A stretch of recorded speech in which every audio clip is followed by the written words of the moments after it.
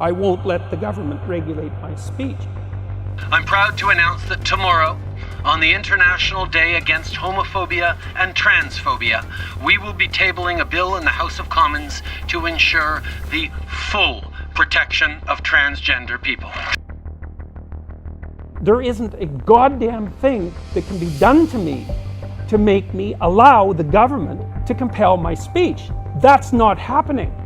And when I made the videos about Bill C-16, I thought it through, and I thought, there's no damn way I'm following this law. I don't care what happens. And I didn't say that lightly. I thought it through. I thought, okay, well, let's assume the worst case scenario, and the worst case scenario would be that a student would report me to the Ontario Human Rights Commission, and then they would do an investigation. Then they would find me guilty because the Ontario Human Rights Commission finds 99% of the people brought to it guilty, because that's what totalitarians do. And then I would refuse to pay the fine or cooperate with whatever the re-education they would put me through would be. And then that would move to civil court, and then I would be fined for contempt, and then it would, then the whole legal catastrophe would unfold.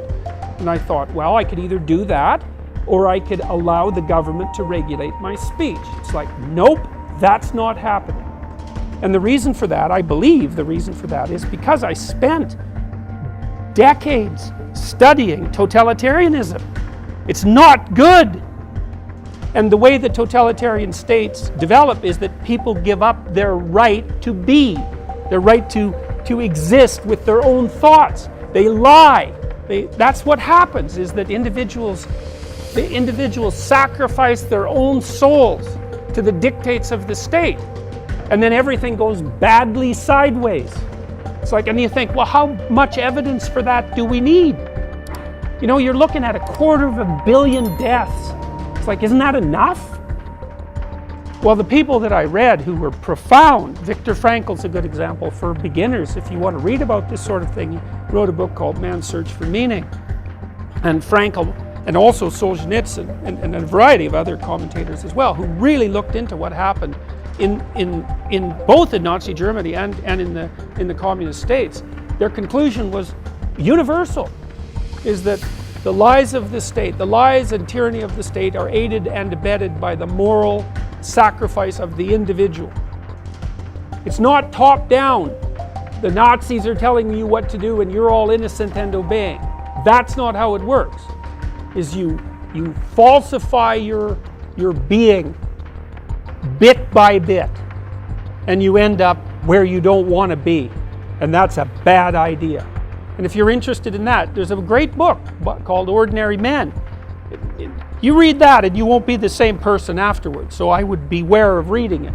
But it's a story about these policemen in Germany. So they were middle-aged guys, and they grew up and were socialized before the Nazis came to power. So they were just your typical middle-class policemen. And they were brought into Poland after the Nazis had marched through, and charged with keeping order in the occupied state.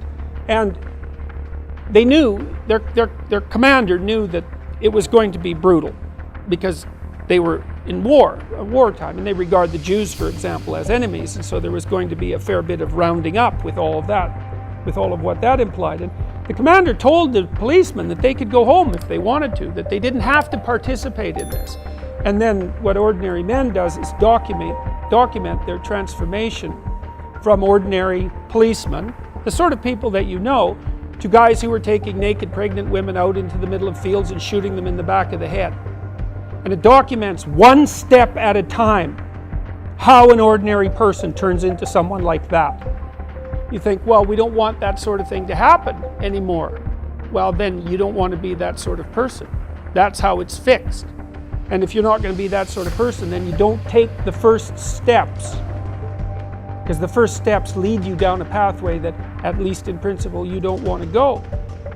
I've spent years looking at the worst things there are to look at. And I've learned from that. And I've certainly learned things that I won't do. And one of them is, I won't let the government regulate my speech. It's a mistake. I don't care what compassionate principles hypothetically motivate that move. It was unprecedented in English common law, that move. It was all buried under this leftist compassion, which is mostly a lie. It is a mystery, you know.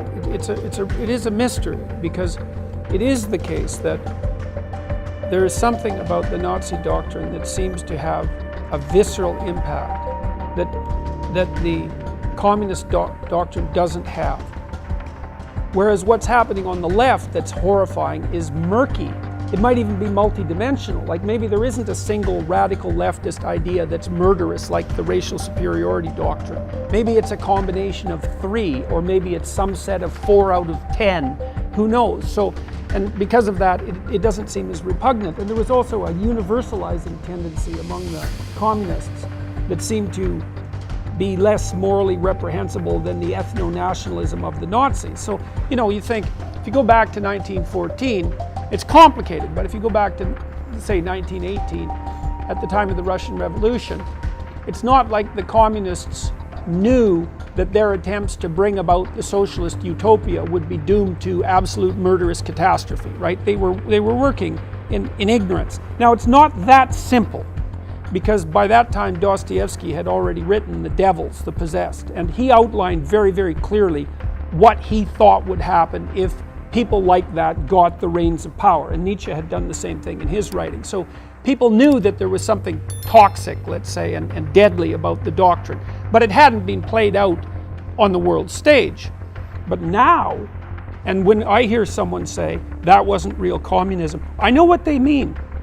What they mean was, if I was the dictator in Stalin's shoes, I personally would have brought in the utopia. That's what that statement means. Or it means an ignorance of history that's so utterly appalling that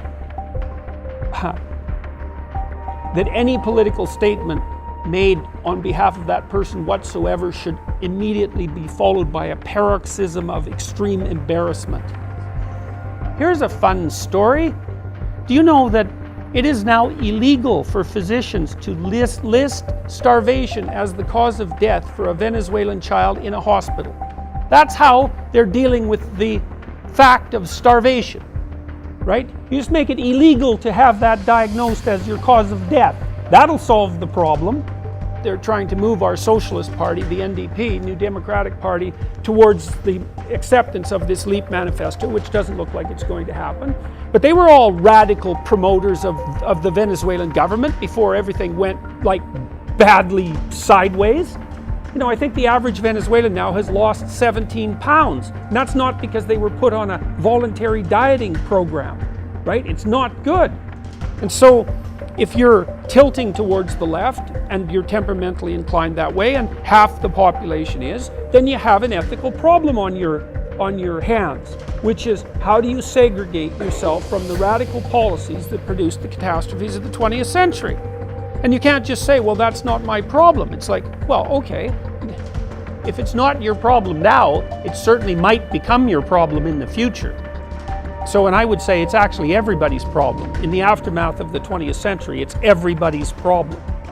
It doesn't matter where you put these policies into play, the same bloody outcome occurred. It didn't matter whether it was Russia or China or Cambodia or Vietnam, or to pick a random African country, or Cuba or Venezuela for that matter. It was an unmitigated catastrophe. And so to me, that's experiment plus replication.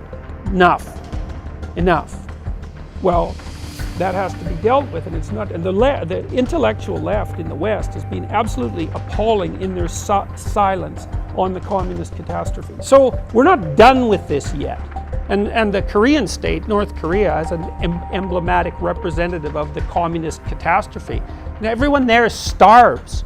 There's millions of people died 20 years ago. It's not got any better. So it's not like we solved this problem. And there's a deafening silence on the intellectual side of the spectrum with regards to what happened on the egalitarian left. And there's no excuse for it.